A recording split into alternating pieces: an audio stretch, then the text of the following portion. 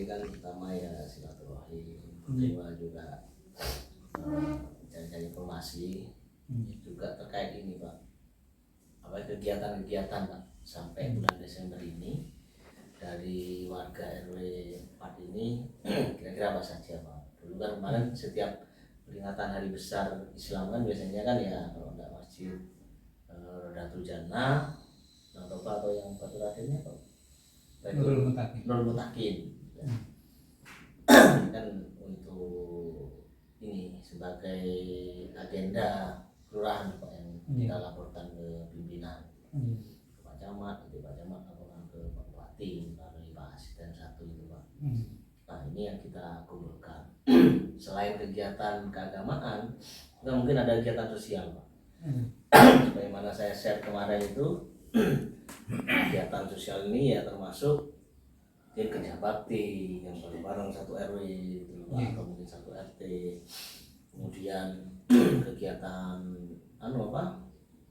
peringatan HUT TNI kemarin kan juga sudah cukup semarak itu Pak, jalan sehat, ada macam-macam lah itu, atau mungkin ada kegiatan lain yang mungkin kami tidak tahu, yang ini ternyata warga sini sudah ada rundingan bikin kegiatan apa itu sholawatan atau apa gitu Pak ya. Sehingga bisa kita sampaikan karena setidaknya lah minimal kegiatan itu mengundang atau kira-kira dihadiri 50 orang itu kan kami anggap sudah kegiatan cukup besar gitu Pak.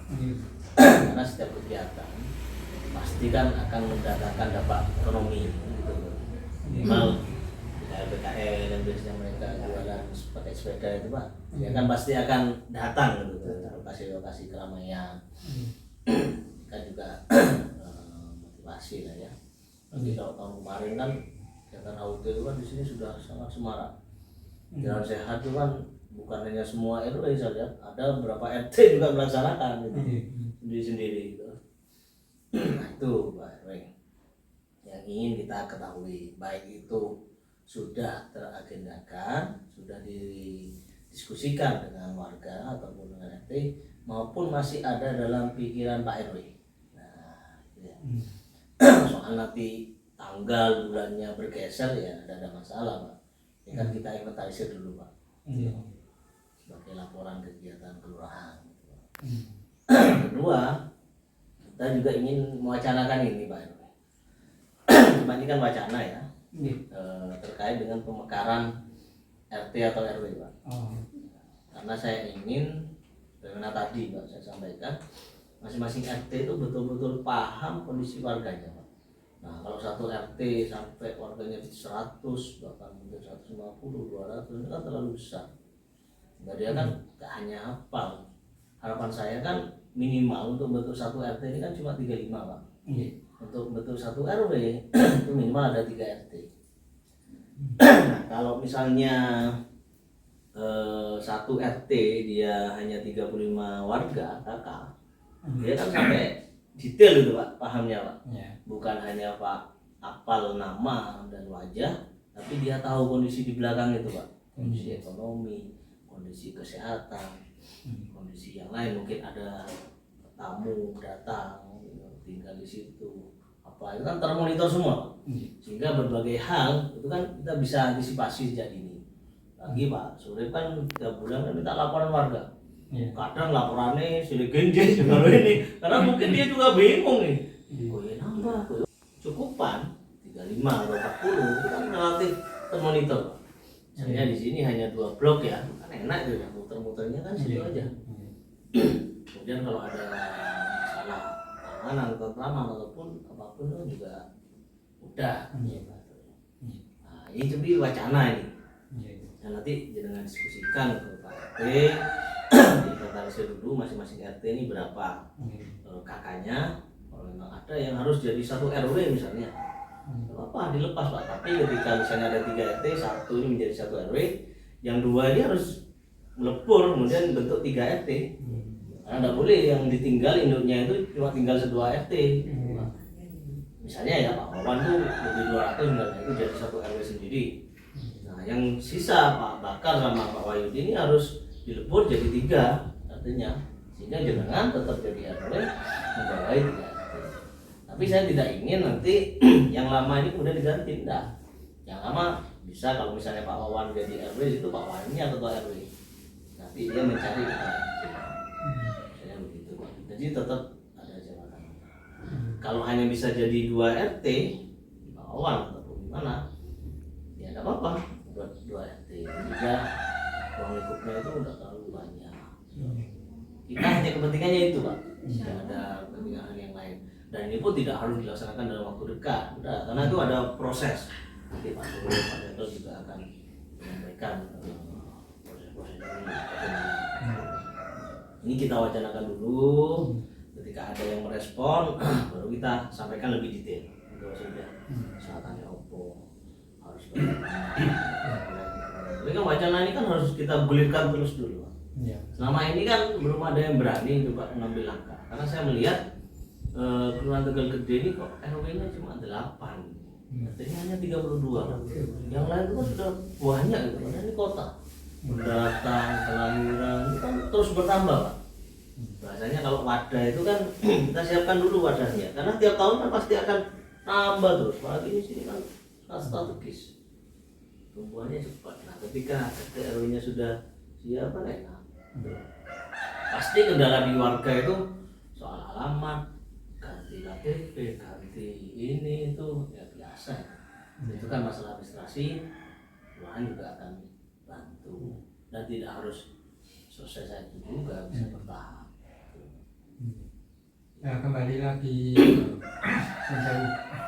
Tadi pertama yang terkait dengan masalah pemekaran. Pemekaran.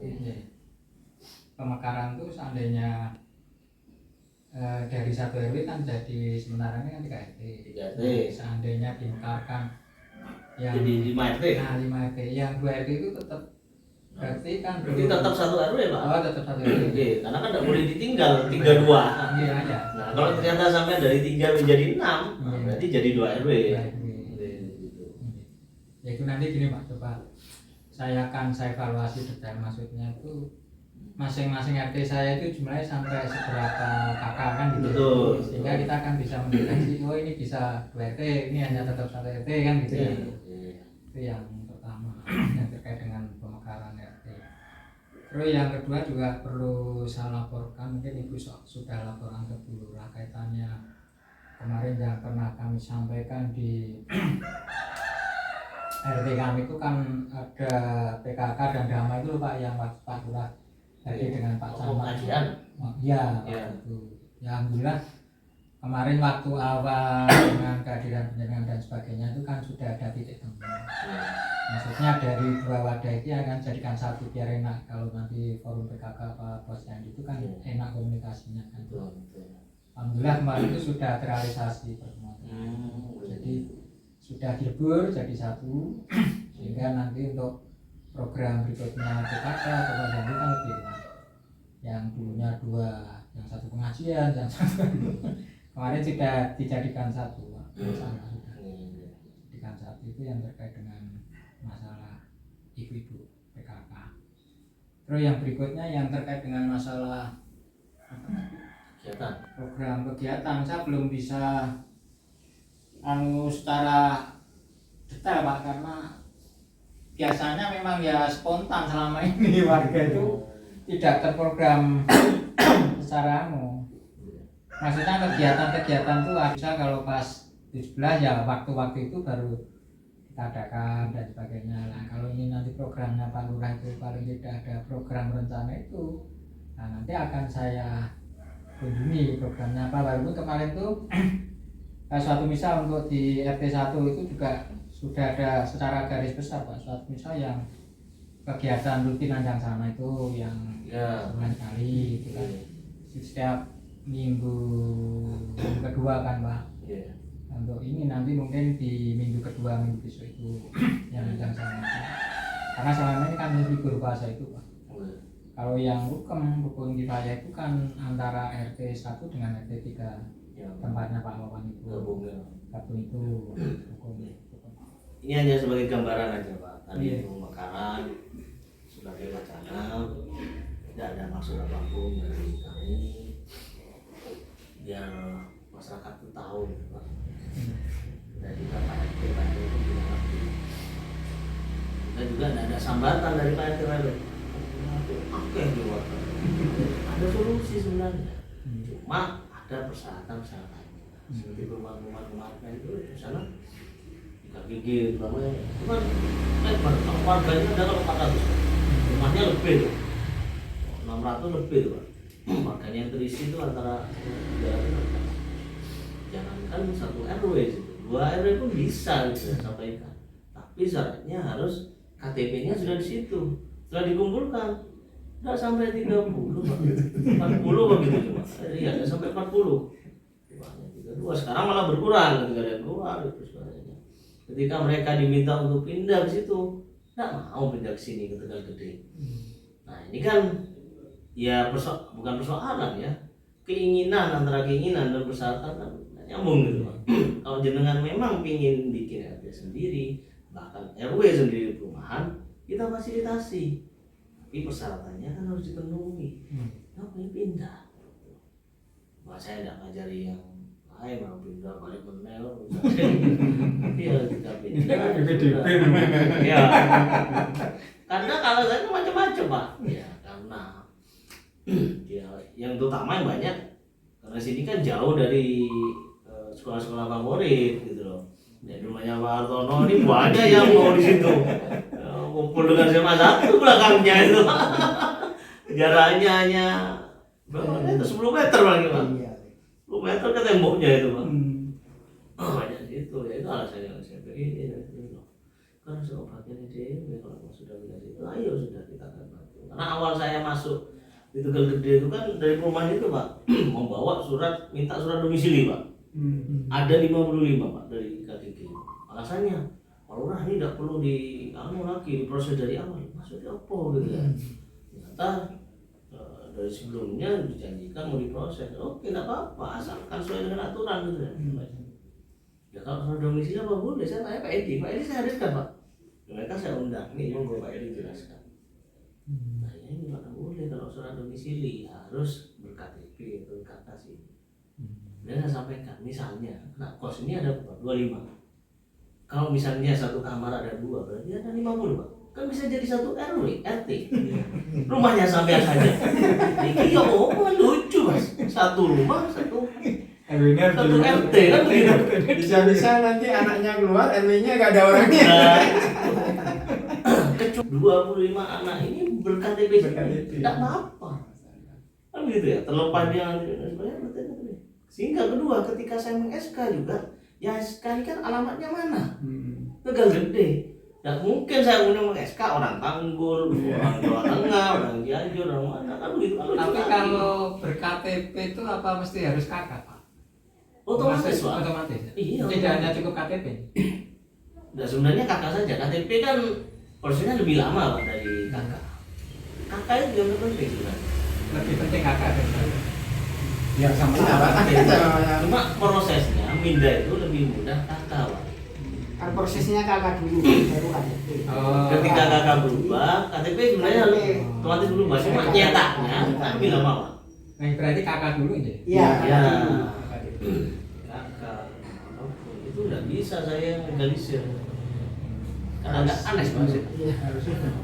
Sekolah minta atau mungkin bank itu minta saya yang legalisir. Boleh itu lurai. Loh yang mengeluarkan surat kan bukan saya, mengeluarkan Dispenduk. Ada Dispenduk. Iya, kalau minta legalisir Itu kan produknya Dispenduk Pak. Tapi kelurahan. kalau kakak sudah ada barcode-nya Pak, itu tidak perlu dilegalisir sebenarnya. Legalisir itu untuk memastikan bahwa surat itu benar. Nah itu buat di-scan, kalau di-scan dibuka itu sama isinya. Ya, betul. Kalau dulu yang dilegalisir itu Pak masih belum ada barcode. Jadi Pengesahan. perlu apa nih? Perlu legalitas pengesahan dari KTP tersebut atau KK tersebut. Apa betul KK di sana itu yang dibuat di Dispenduk sama? Kan dicek lagi Pak. Kalau fotokopian kan bisa ditindas, Jadi syaratnya harus melampirkan yang asli. Kalau mau legalisir. Ya seperti ijazah itu Bos. Kalau betul legalisir tidak perlu karena gak ada barcode-nya. Dulu saya dulu gitu Pak, ketika sudah siswa baru minta ijazah saya yang legalisir loh. Ini keliru ijazah aku tengah aku. Iya, nggak tahu makanya. aslinya kan. Yang mau Muak, dibuka Ustaz. juga. Iya. Iya. Tapi pengertian saya ya memang seperti itu Pak. Kalau orang nggak paham loh. Iya. Maksudnya melalui kelurahan gitu. Iya, itu kan golek gampang ya, Pak. Maka resiko di kita kalau misalnya ternyata ijazah itu palsu. Palsu. Kakak itu. Berarti nek ijazah yang harus ke sekolah. Dispendik. Iya, Dispendik. sekolah atau dispendik. Dispendik. Lagi. Iya. Atau sekolahnya kan gitu, Pak. Ya, Masih ada sekolahnya. Terima kasih Pak. Mudah-mudahan sukses. Amin. Membantu. Mbak Nuwun, Pak Ya, RT. membantu ya, Pak Dono, ya, disampaikan ke Pak RT masalah laptopnya gitu.